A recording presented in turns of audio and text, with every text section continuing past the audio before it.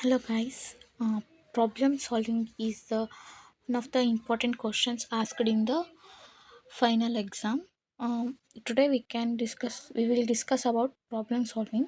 In problem solving, nurses try to understand a problem and search for a possible solution. Problem solving ಒಳಗೆ ಏನಾಗ್ತೈತೆ ಅಂದ್ರೆ nurses understand ಮಾಡ್ಕೊತಾರೆ problem ಬಗ್ಗೆ ಯಾವ ರೀತಿ ಐತಿ ಇದು ಹೆಂಗೈತಿ ಅಂತೇಳಿ. ಆಮೇಲೆ search for a possible solutions ಅಂದರೆ ಯಾವ್ಯಾವ ಥರ ಎಲ್ಲ ಆನ್ಸರ್ ಸಿಗ್ತಾವೆ, ನಮ್ಗೆ ಯಾವ ಥರ ಸೊಲ್ಯೂಷನ್ ಸಿಗ್ತವೆ ಅಂಥೇಳಿ ಸರ್ಚ್ ಮಾಡ್ತಾರೆ.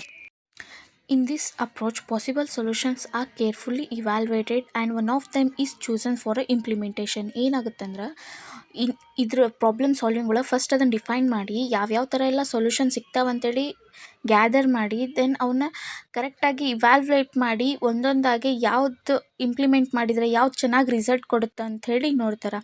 And the nurses should not discard the other solutions but hold, ಅಂದ್ರೆ ಹೋಲ್ಡ್ ಒಳಗೆ ಇಡಬೇಕು. ಎಷ್ಟೇ ಸೊಲ್ಯೂಷನ್ಸ್ ಇರಲಿ ಅವನ್ನೆಲ್ಲ ಹೋಲ್ಡ್ ಒಳಗೆ ಇಡಬೇಕು, ಯಾವುದನ್ನು ಡಿಸ್ಕಾರ್ಡ್ ಮಾಡಬಾರ್ದು. ಯಾಕಂದ್ರೆ ಒಂದು ಸರಿ ಅದು ಒಂದು ಕೊಟ್ಟಿರೋದನ್ನು ಇಂಪ್ಲಿಮೆಂಟ್ ಆದ್ರೂ ಸರಿಯಾಗಿ ಆಗಲಿಲ್ಲ ಅಂದ್ರೆ ಇನ್ನೊಂದು ಸೊಲ್ಯೂಷನ್ನ ಯೂಸ್ ಮಾಡಿಕೊಂಡು ನಾವು ಇಂಪ್ಲಿಮೆಂಟ್ ಮಾಡಿ ಮತ್ತು ರಿಸಲ್ಟ್ನ ಪಡ್ಕೋಬೋದು. But hold them in a reserve in the event the first solution is not effective the other choices can be use. ಅದೇ ಹೇಳಿದ್ನಲ್ಲ, ಒಂದು ಸೊಲ್ಯೂಷನ್ ಯೂಸ್ ಆಗಲಿಲ್ಲ ಅಂದರೆ ಇನ್ನೊಂದು ಸೊಲ್ಯೂಷನ್ನ ಯೂಸ್ ಮಾಡಿಕೊಂಡು ಅದಕ್ಕೆ ನಾವು ಇಂಪ್ಲಿಮೆಂಟ್ ಮಾಡಿ ಅದರಿಂದ ನಾವು ಫೌಂಡ್ ಮಾಡ್ಕೋಬೋದು ನಮ್ಮ ಆನ್ಸರ್ಸ್ನ. Definition of problem solving process. Problem solving process consists of a series of steps followed by a defining, analyzing, generating possible solutions, analyzing a solution, selecting the best solution, implementing and evaluation of the problem. ಇಲ್ಲಿ ಏನಾಗುತ್ತೆ ಅಂದ್ರೆ problem solving ಒಳಗೆ ಒಂದಿಷ್ಟು steps ಅದಾವೆ. ಸ್ಟೆಪ್ಸನ್ನ ಡೆಫಿನಿಷನ್ಲಿ include ಮಾಡ್ಯಾರ. First ಏನು ಮಾಡಬೇಕಂದ್ರೆ defining the problem and analysing the problem and then generating a possible solutions. ಆಮೇಲೆ ಅನಲೈಸಿಂಗ್ ದ ಸೊಲ್ಯೂಷನ್ ಏನು ಮಾಡಿದ್ದೀವಿ ಅಂತೇಳಿ ಅನಲೈಸ್ ಮಾಡಿ ನೆಕ್ಸ್ಟ್ ಅದು ನಾವು ಯಾವ್ಯಾವ ಸೊಲ್ಯೂಷನ್ಸಲ್ಲಿ ಇರುತ್ತವೆ ಅವೆಲ್ಲ ಅದರಲ್ಲಿ best ಸೊಲ್ಯೂಷನ್ನ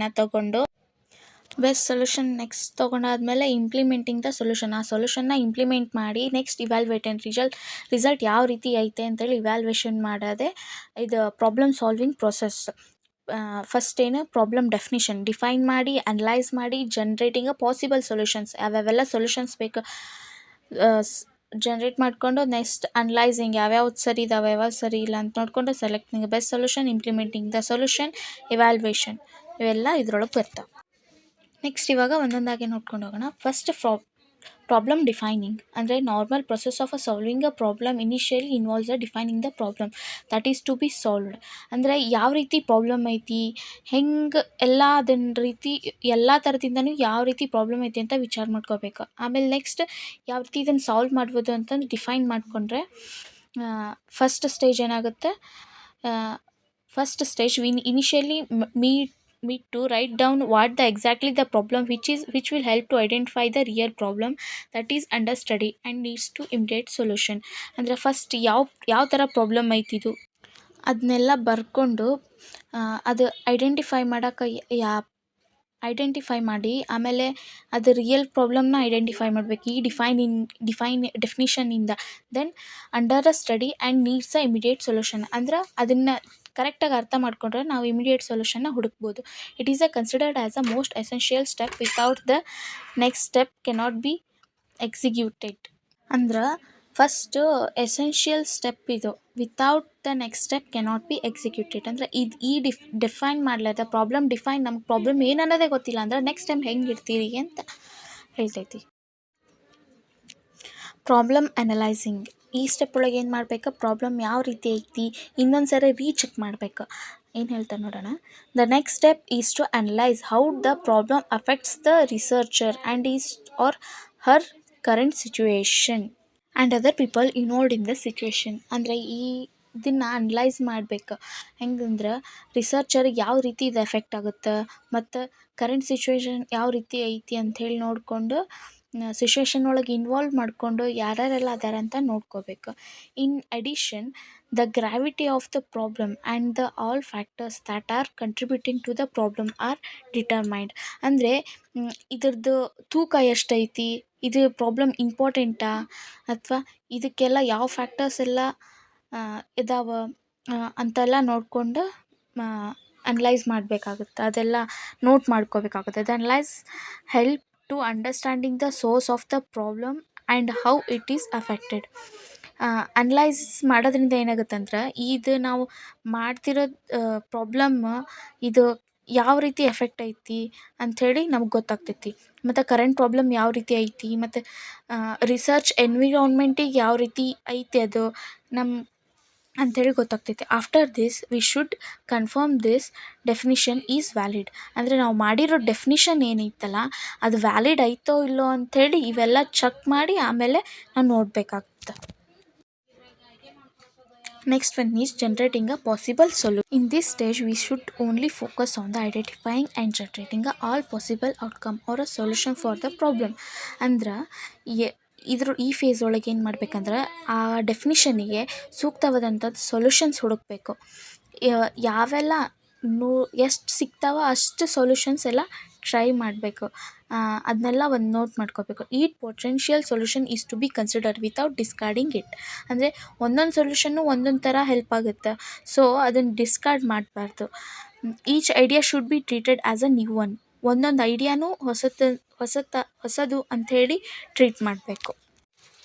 Next one is analyzing the solution. Each of the potential solutions are investigated, wherein all the positive and negative aspect of ಈ ಸೊಲ್ಯೂಷನ್ ಆರ್ ಅನಲೈಸ್ಡ್. ಏನಾಗುತ್ತೆ ಅಂದ್ರೆ, ಫಸ್ಟ್ ನಾವು ಇವಾಗ ಎಲ್ಲ ಸೊಲ್ಯೂಷನ್ಸ್ನ ಫ್ರೇಮ್ ಮಾಡಿ ಒಂದು ಹತ್ರ ಇಟ್ಕೊಂಡಿದ್ದೀವಿ. ಅದನ್ನು ನಾವು ಒಂದೊಂದಾಗಿ ಇದ್ರ ನೆಗೆಟಿವ್ ಪಾಯಿಂಟ್ ಏನು, ಪಾಸಿಟಿವ್ ಪಾಯಿಂಟ್ ಏನು ಅಂತೇಳಿ ನೋಡಿಬಿಟ್ಟು ಈ ಸೆಲೆಕ್ಟ್ ಮಾಡ್ಕೋಬೇಕು. ಯಾವುದಾದ್ರೂ ಯಾವ್ದು ತಪ್ಪಿದ್ದನ್ನು ತೆಗಿಯೋದು, ಸರಿ ಇರೋದನ್ನು ಹಾಕೋದು, ಈ ರೀತಿ ಮಾಡ್ತಾ ಹೋಗಬೇಕು. ಅಂದರೆ ನಮಗೆ ಇದು ಇಂಪ್ಲಿಮೆಂಟ್ ಮಾಡಿದಾಗ ಬೆಸ್ಟು ಅದಕ್ಕೆ ಸೊಲ್ಯೂಷನ್ ಸಿಗುತ್ತೆ ನಮಗೆ. Next one is selecting the best solution. At this stage, we compare the available solutions and eventually the best solution is selected based on the careful judgment which is supported to solve the problem smoothly. ಅಂದ್ರೆ ಈ stage ಒಳಗೆ fame ಮಾಡಿದ್ದು ಆಯಿತು, analyse ಮಾಡಿದ್ದು ಆಯಿತು. Analyse ಮಾಡಬೇಕಾದ್ರೆ ನಮ್ಗೆ ಗೊತ್ತಾಗುತ್ತೆ ನೆಗೆಟಿವ್ ಪಾಯಿಂಟ್ಸ್ ಯಾವ್ದು ಜಾಸ್ತಿ ಇದೆಯೋ ಅದು ಬಿಟ್ಟು ಪಾಸಿಟಿವ್ ಪಾಯಿಂಟ್ಸ್ ಯಾವ್ದು ಜಾಸ್ತಿ ಇದೆಯೋ ಅದನ್ನು ಸೆಲೆಕ್ಟ್ ಮಾಡಬೇಕು. ಎಲ್ಲದೂ ಕಂಪೇರ್ ಮಾಡಿ ಒಂದು ಸೆಲೆಕ್ಟ್ ಮಾಡಿದರೆ ಮುಂದೆ ನಮಗೆ ಹೆಲ್ಪ್ ಆಗುತ್ತೆ. ಸೊ ಅದು ಇಂಪ್ಲಿಮೆಂಟ್ ಮಾಡಿದಾಗ ಸೊಲ್ಯೂಷನ್ ನಮಗೆ ಸಿಕ್ಬಿಡುತ್ತೆ. ಸೊ ಕೇರ್ಫುಲ್ಲಾಗಿ ಅದನ್ನು ನಾವು ಸೆಲೆಕ್ಟ್ ಮಾಡಬೇಕಾಗುತ್ತೆ, ಮತ್ತು ಪ್ರಾಬ್ಲಮ್ ಸ್ಮೂತಾಗಿ ಅದು ಸಾಲ್ವ್ ಆಗಬೇಕು, ಆ ರೀತಿ ಸೆಲೆಕ್ಟ್ ಮಾಡಬೇಕು ಅದನ್ನು.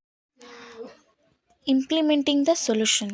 ಇನ್ this step we implement the solution which is selected by careful judgement. ಯಾವ ಕೇರ್ಫುಲ್ ಜಡ್ಜ್ಮೆಂಟ್ ಮೇಲೆ ನಾವು ಇಂಪ್ಲಿಮೆಂಟ್ ಮಾಡಬೇಕು ಅಂತ ಒಂದು ಸೊಲ್ಯೂಷನ್ನ ಫ್ರೇಮ್ ಮಾಡಿರ್ತೀವೋ, ಅಂದರೆ ಸೆಲೆಕ್ಟ್ ಮಾಡಿರ್ತೀವೋ, ಅದನ್ನು ಇಂಪ್ಲಿಮೆಂಟ್ ಮಾಡಬೇಕಾಗುತ್ತೆ ಈ ಸ್ಟೆಪ್ಪಲ್ಲಿ. Next one is evaluation. This is the final step of the problem solving process. ಅಂದರೆ last step. Evaluation is a made and judge the effectiveness of the solution in resolving the problem. ಈ ಸ್ಟೆಪ್ಪಲ್ಲಿ ಏನಾಗುತ್ತೆ ಅಂದರೆ, evaluation ಯಾವ ರೀತಿ ಮಾಡಿದ್ವಿ, judge ಮಾಡಿ effectiveness of the solution, ಅಂದರೆ ಎಷ್ಟು ಎಫೆಕ್ಟಿವ್ ಇತ್ತು ಈ ಸೊಲ್ಯೂಷನ್ನು ಫಾರ್ ರಿಸಾಲ್ವಿಂಗ್ ದ ಪ್ರಾಬ್ಲಮ್ ಅಂತ ಗೊತ್ತಾಗುತ್ತೆ. In this stage is also help for redefine the problem receiving the problem solving process. ಅಂದರೆ ಯಾವ ರೀತಿ ಎಲ್ಲ ನಾವು ಈ ಪ್ರಾಬ್ಲಮ್ನ ಸಾಲ್ವ್ ಮಾಡಿದ್ವಿ ಅನ್ನೋದೆಲ್ಲ ನಮ್ಗೆ ಗೊತ್ತಾಗುತ್ತೆ. In case solution fails to manage the problem, then the another solution should be ready to solve the problem. So don't discard the solution. ಸೊಲ್ಯೂಷನ್ನ ಡಿಸ್ಕಾರ್ಡ್ ಮಾಡಬಾರ್ದು ಅಂತ ಹೇಳಿತ್ತು ಆಗಲೇ ಜನರೇಟಿಂಗ್ ದ ಸೊಲ್ಯೂಷನ್ಸ್ ಒಳಗೆ. ಯಾಕಂದ್ರೆ ಈಗ ಒಂದು ಸೊಲ್ಯೂಷನ್ ಯಾವುದಾದ್ರೂ ಫೇಲ್ ಆಯ್ತಂದ್ರೆ ಇನ್ನೊಂದು selection ready to next one ready ಇರಬೇಕು, ಅಂದ್ರೆ ಬೇಗ ಸೊಲ್ಯೂಷನ್ನ ಸಾಲ್ವ್ ಆಗುತ್ತೆ. ಇವಾಗ ಏನಾದ್ರು ಡಿಸ್ಕಾರ್ಡ್ ಮಾಡಿಬಿಟ್ರೆ ಆ ಸೊಲ್ಯೂಷನ್ ಮತ್ತೆ ಹೇಗೆ ಸಾಲ್ವ್ ಆಗೋದಂತ ಮತ್ತೆ ಫಸ್ಟ್ ಸ್ಟೆಪ್ಪಿಂದ ಬರಬೇಕಾಗುತ್ತೆ. ಸೊ ಅದನ್ನು ನಾವು ಟೈಮ್ ಕನ್ಸ್ಯೂಮು ಕಡಿಮೆ ಆಗುತ್ತೆ ಅದರಿಂದ. Thank you guys. Please support and follow me. Thank you. Please like, share and subscribe.